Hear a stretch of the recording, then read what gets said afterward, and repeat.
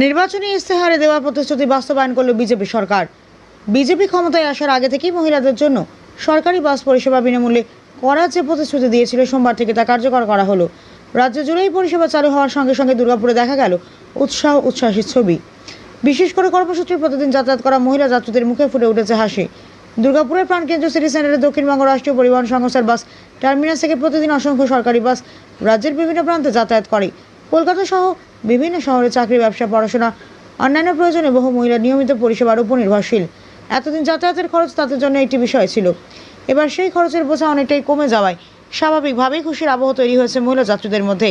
সোমবার সকালে দুর্গাপুরের সিটি সেন্টার বাস স্ট্যান্ড আনুষ্ঠানিকভাবেই পরিষেবার উদ্বোধন করেন পাণ্ডবেশ্বরের বিধায়ক জিতেন্দ্র তিওয়ারি, দুর্গাপুর পশ্চিম কেন্দ্রের বিধায়ক লক্ষণ ঘড়ুই, পূর্বের বিধায়ক চন্দ্রশেখর বন্দ্যোপাধ্যায়।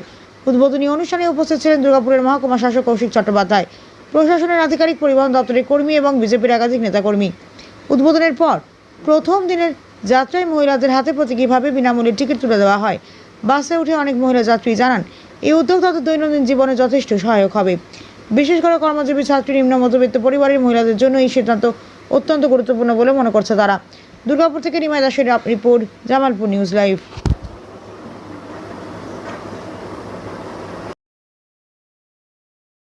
সরকারি বাস ফ্রি কি আর বলবো, খুব ভালো, যাতায়াত করতে সুবিধা, একটু সুবিধা পেলে ভালো হয়। আর কি বলবো, সাশ্রয় হবে কি?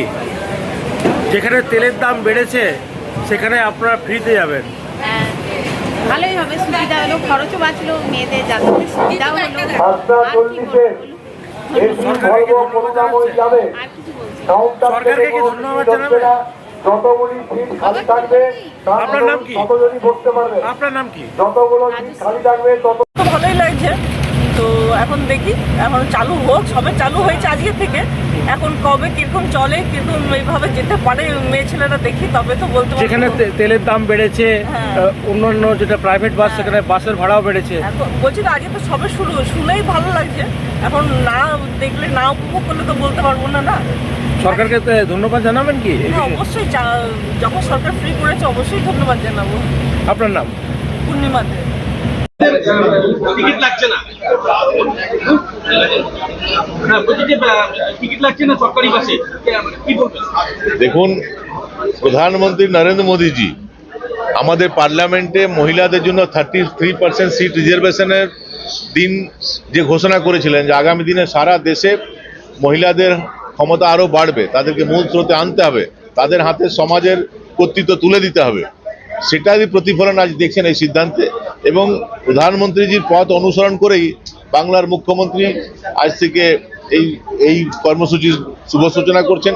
সরকারি বাসে আজ থেকে আমাদের মায়েরা, বোনেরা নিজের টিকিট কাটতে হবে না, বিনামূল্যে এক স্থান থেকে আরেক স্থান যেতে পারবেন। ভাই ফোঁটার দিন ফোঁটা দিতে যাবেন ভাইকে, আর টিকিটের পয়সা দিতে হবে না। মায়ের সঙ্গে দেখা করতে যাবেন, বাপের বাড়িতে দেখা করতে যাবেন, আর টিকিটের পয়সা লাগবে না। দুর্গাপূজার সময় কোথাও কলকাতা থেকে মার্কেটিং করতে যাবেন, এই সরকারি বাসে যাবেন কলকাতা, সারাদিন মার্কেটিং করবেন, বিকালে আবার ফিরে আসবেন। এই সুবিধা বিজেপি সরকার মায়েদের, বোনেদেরকে দিল। দেখুন, নারী ক্ষমতায়নে ভারতবর্ষের যশস্বী প্রধানমন্ত্রী নরেন্দ্র মোদীজির ডবল ইঞ্জিন সরকারের প্রথম প্রকল্প বাস্তবায়ন হলো আজ। আমি ব্যক্তিগতভাবে কোনো মহিলার প্রণাম গ্রহণ করি না। মহিলাদের আমরা প্রণাম করি, শ্রদ্ধা করি, মাতৃশক্তিকে পূজা করি মাতৃরূপ। তাই না জাগিলে ললনা, এ বিশ্ব জাগে না। 33% মহিলা সংরক্ষণের কথা বলে বিধানসভার মাধ্যমে লোকসভায় গিয়ে আইন প্রণয়ন হবে। আর যখন বাস্তবায়ন করার সময় আসবে তখন আমরা নারী শক্তিকে বলবো জায়গা দেবো না। সেটা তো হতে পারে না। নারীদের যদি উন্মেষ ঘটাতে হয়, নারীদের যদি চেতনা জাগ্রত করতে হয়, নারী শক্তিকে প্রকৃত সম্মান দিতে হয়, তাহলে তাদেরকে বাস্তবায়িত করতে হবে প্রকল্প। সেই প্রকল্পগুলো আজকে বাস্তবায়ন শুরু হলো রাজ্যের মুখ্যমন্ত্রী শুভেন্দু অধিকারীর নেতৃত্বে। এখানে আমরা 3 জন বিধায়ক ছিলাম।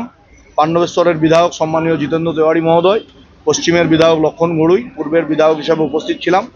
আমাদের যারা গণপরিবহন ব্যবস্থায় বিশিষ্ট সমাজসেবক হিসেবে উপস্থিত আছেন, রজত মল্লিক, জয় মিত্র সহ, মিতা চ্যাটার্জি সহ সমস্ত মানুষজন, রাজীব ব্যানার্জি সহ আমাদের এখানে সকল লোকেরা আজকে থেকে এই জিরো ভ্যালুর টিকিট মানুষের হাতে তুলে দিয়েছেন, মহিলাদের হাতে তুলে দিয়েছেন। আমরা রাজ্য এবং রাজ্যের বাইরে রাজ্যের সরকারের যে গণপরিবহন ব্যবস্থা, সেই ব্যবস্থার মাধ্যমে যেখানে যাবেন, ভ্রমণ করবেন, তার জিরো টিকিটে ভ্রমণ করা যাবে। সেই প্রকল্প আজকে বাস্তবায়িত করা হলো। প্রথম আমি এককভাবে এই প্রকল্পের উদ্বোধন করেছি দুর্গাপুর বাস স্ট্যান্ডে। এখানে এসে সম্মিলিতভাবে সমস্ত বিধায়কদ্বয়দের উপস্থিতিতে উদ্বোধন হলো। আগামী দিন আপনারা দেখেছেন যখন আইকিউ সিটির গণধর্ষণ কাণ্ডে পাশের রাজ্যের বোন, উড়িষ্যার বোন ধর্ষিতা হন, যখন আমরা মাননীয়া তৎকালীন মুখ্যমন্ত্রী, বিদায়ী মুখ্যমন্ত্রী মমতা বন্দ্যোপাধ্যায়, তিনি তার কাছে রাজ্যের মানুষ আবেদন করছিল, দুর্গাপুরের মানুষ আবেদন করছিল, উনি বলেছিলেন মহিলাদের রাত্রি 8টার পর বেরোনোর প্রয়োজন। আজকে ওই মহিলারাই ইভিএম এর বোতাম এমনভাবে টিপেছেন যে মমতা বন্দ্যোপাধ্যায়কে আজকে পার্মানেন্টলি বাড়িতে বসতে হয়েছে। আচ্ছা, একটা জিনিস, সেটা হচ্ছে যে দক্ষিণবঙ্গ রাষ্ট্রীয় পরিবহন সংস্থা, তার হেডকোয়ার্টার দুর্গাপুর। হ্যাঁ, আপনারা অনেকদিন থেকে দাবি করেছিলেন যে বাসের সংখ্যা বাড়ানোর প্রয়োজন। এবারে কি?